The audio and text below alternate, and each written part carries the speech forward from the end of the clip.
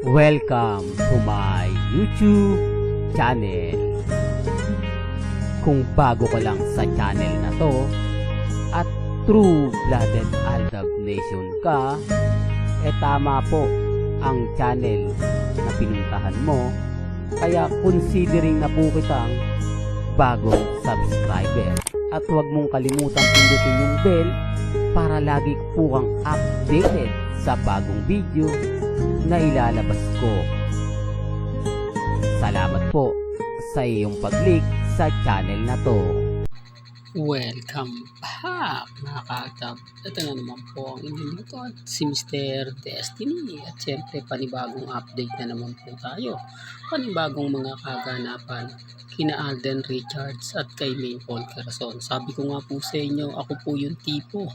At ito po yung update na talagang nakakatuwa at nakakataba po ng puso. Hindi natin po pwedeng baliwalain, sabihin, hayaan yung mga taong ayaw makita to. Normal lang po yan kasi yung iba pong nagsasabi niyan mga dating Aldab Nation, mga dating nagmamahal kina Alden at kay Maine. Ngayon yung iba bitter na, yung iba may sama na ng loob, yung iba kumbaga naging Alden fanatics, naging Maine fanatics, na may something na kapag naaalala nila yan talaga naman pong kumukurot sa kanilang puso. Kaya nasabi ko mga ka-Aldab, maraming kwento ang naganap nung nangyari to.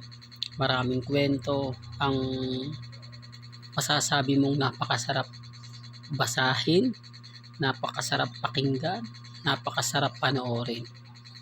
Ito yung masasabi natin na hindi natin po pwedeng isawalang bahala na magse-celebrate ka isang araw lang tapos kinabukasan wala. Yung birthday nga po, di po ba? Minsan isang linggong sineselebrate dahil sa loob ng isang taon, isang beses lang yan. Samantalang itong Aldab Nation, buong mundo. Real talk to mga ka-Aldab. Yung iba nagsasabi, naku Pilipinas lang yan Mr. Destiny, kung makapag-react ka sinasabi mo buong mundo. Yan po yung sinasabi ko. Hindi pa po kasi nila naabutan yung Twitter. X pa lang po na Aldab lang po ang nakagawa ng record. Aldab lang po ang nakagawa ng masasabing totoong ganap, totoong nangyari. Di po ba? Ganyan po sila hindi nila alam ang buong istorya, hindi nila alam ang buong kwento.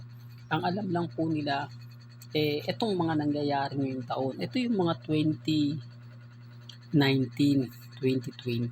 na hindi po nila alam ang buong istorya. Hindi nila alam ang buong kwento sa mga nangyayari sa Aldab ng mga panahon na yan. Mga panahon na kung saan hindi lang po mga mamis, mga titas ang naging masaya. Pati mga foreigner din po. Di po ba? Rin po kaya mga ka-Aldab. Kaya pasensya na po sa mga taong affected sa mga sinasabi ko, sa mga naiinis, sa mga pinapaliwanag ko.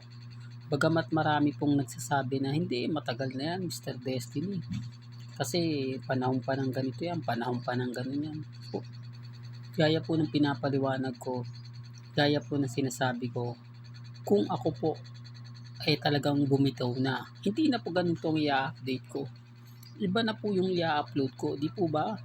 Kaya nga po yung mga mamis dyan, mga titas, ito yung pinakamasarap na alaala na hindi ko po pwedeng sabihin iiwan ko na, kumbaga bibitiwan ko na, gaya po ng sinasabi nila na nakapag-move on na, ako lang po hindi. Okay lang po mga ka-Aldab, kahit sabihin nila na yung channel lang ni Mr. Destiny hindi nakapag-move on, laging kumbaga ganito pa rin, kahit alam niyang wala nang nanonood, kahit alam niya na bagsak na, nananatili pa rin ganito. Okay lang po yun. Hindi naman po ako namimilit. Kung sa tingin po nila, bagsak na yung channel natin, wala na tayong viewers, bagsak na, down na, okay lang po. Hindi naman po ako namimilit. Pati hindi ko iiwan yung Aldab. Di po ba? Hanggat naandyan kayo, mananatili kung kampante at matatag. Hanggat hindi bumibitiw si Mengay at si Alden. Hanggat nananatiling single si Richard Paul Quezon. Diba? Yun naman po Yun naman po yung gusto nating ipahayag. Yun naman po yung gusto nating sabihin. Yun naman po talaga yung totoo. At yun naman po talaga yung dapat at talagang mangyayari. Bagamat marami po tayong kalaban ngayon, isa na po yung mga pumipigil kapag nagbibigay tayo ng throwback. Isa na po yung mga taong kung magmumura, maglait, hindi po ba, na kumbaga gusto ko lang, napakahina po ng kita sa Aldab Nation.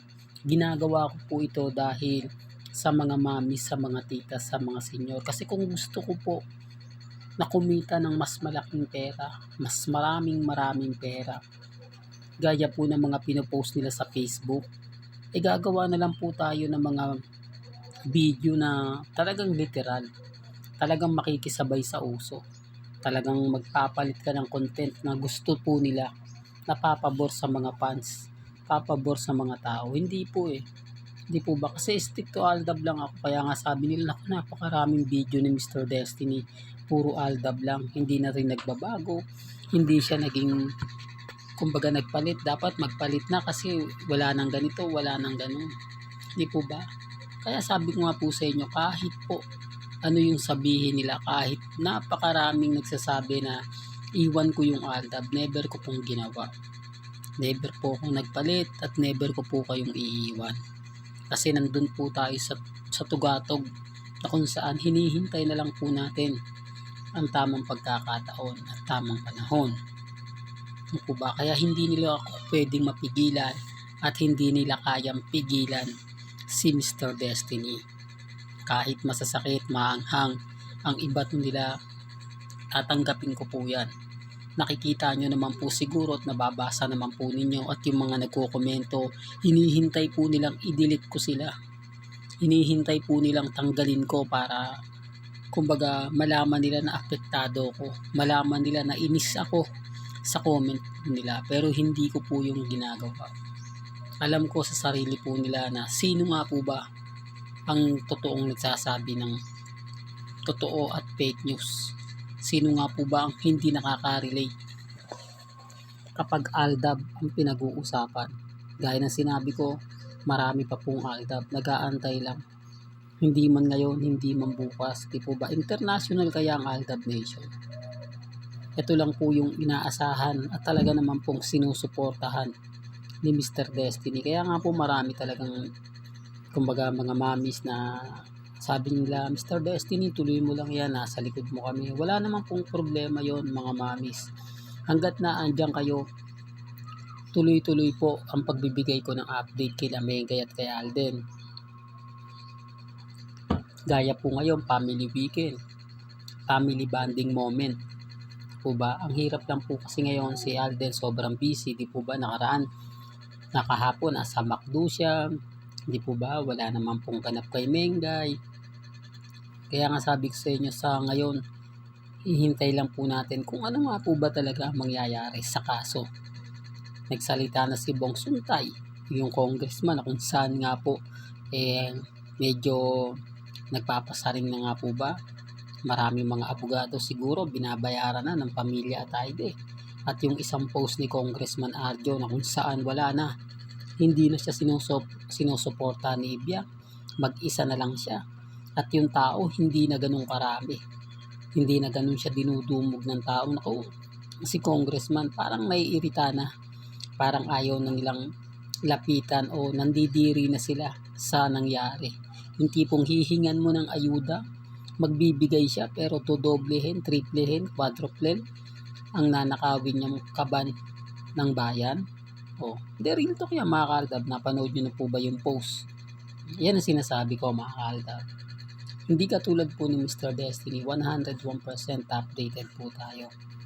Ano man po yung mga nakikita ninyo, napapanood ninyo sa social media, sa Instagram, sa Twitter, sa Facebook, updated po tayo dyan.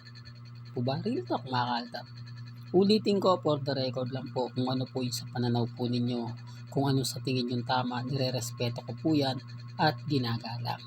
Hanggang dito na lang po ang ating latest updates. Kaya kung gusto nyo pa po ng pinaka-latest at sariwang update, abay tumutok lang po kayo dito po sa channel ni Mr. Destiny para updated po kayo sa mga bago at sa mga latest na i-upload po natin maya-maya lang. Kaya kung bago ka lang sa channel na to at isa kang true-blooded Aldab Nation na nagmamahal kila Mengay Tisoy, tama po ang channel na pinuntahan mo, kaya consider na po kitang bagong subscriber. At huwag mong kalimutang i-share ang mga video po natin sa mga mamis, sa mga titas at sa mga senyor.